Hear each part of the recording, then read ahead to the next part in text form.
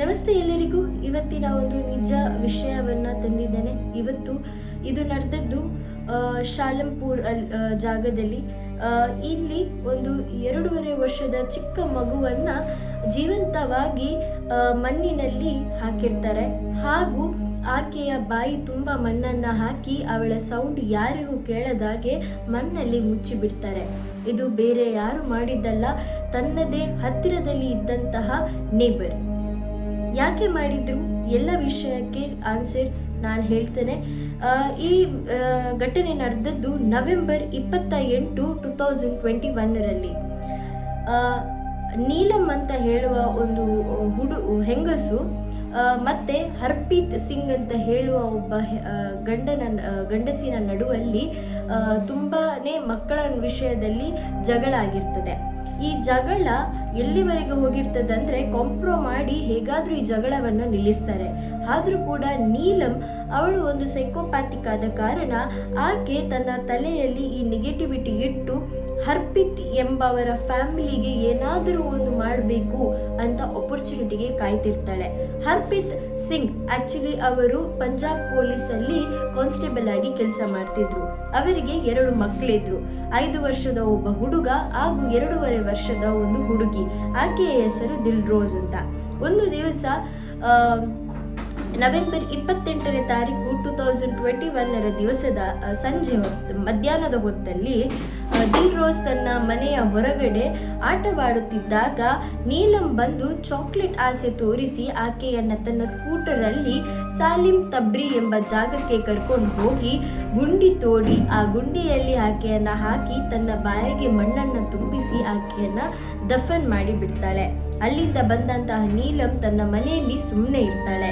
ಆಕೆ ಕೂಡ ಈ ಒಂದು ಡಿವೋರ್ಸ್ಡ್ ಮಹಿಳೆ ಹಾಗೂ ಆಕೆಯ ಮನೆಯಲ್ಲೂ ಕೂಡ 2 ಮಕ್ಕಳಿದ್ದಾರೆ.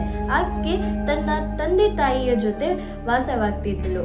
ಆಕೆಯ ಮನೆ ಶಿಫ್ಟ್ ಆಗ್ಲಿಕ್ಕಿತ್ತು.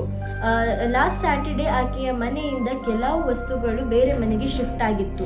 ಬಟ್ ಈ ಸ್ಯಾಟರ್ಡೆ ಆಕೆಯ ಮನೆಯಿಂದ ಇನ್ನೂ ಕೆಲವು ವಸ್ತು ಶಿಫ್ಟ್ ಆಗ್ಲಿಕ್ಕಿತ್ತು. ಅದರ ನಡುವಲ್ಲಿ ಈಕೆ ಈ ತರದ ಒಂದು ಕೆಲಸ ಮಾಡ್ತಾಳೆ.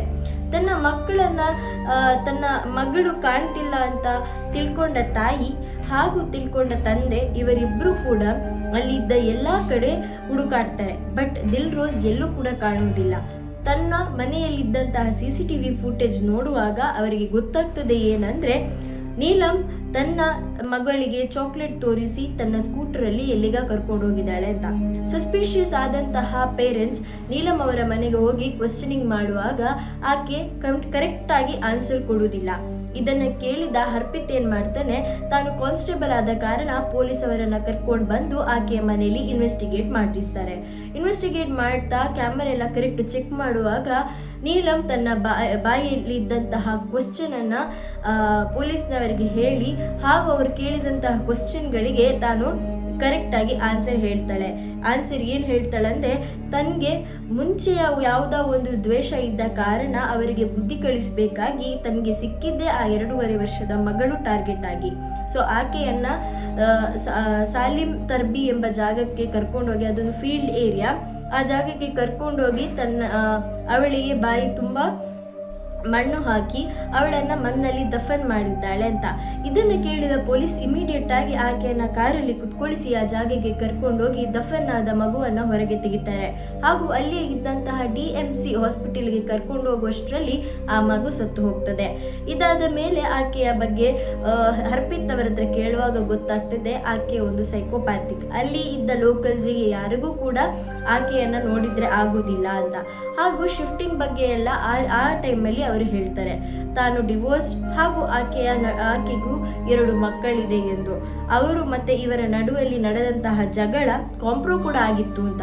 ಆದ್ರೆ ನೀಲಂ ಅವಳ ತಲೆಯಲ್ಲಿ ಇದ್ರ ಬಗ್ಗೆ ದ್ವೇಷ ಇಟ್ಕೊಂಡು ಈ ರೀತಿ ಮಾಡ್ತಾಳೆ ಅಂತ ಅವರು ಹೂವೇನೂ ಮಾಡಿರಲಿಲ್ಲ. ಈ ಒಂದು ಚಿಕ್ಕ ವಿಷಯಕ್ಕೆ ಬಲಿಯಾದದ್ದು ಆ 2.5 ವರ್ಷದ ಚಿಕ್ಕ ಮಗು ದಿಲ್ರೋಜ್. ನಿಮಗೆ ಈ ವಿಡಿಯೋ ಲೈಕ್ ಆಗಿದೆ ಅಂತ ಅನ್ಕೊಳ್ತೇನೆ. ನೆಕ್ಸ್ಟ್ ಇಂಟ್ರೆಸ್ಟಿಂಗ್ ವಿಡಿಯೋದಲ್ಲಿ ಸಿಗ್ತೇನೆ. Till then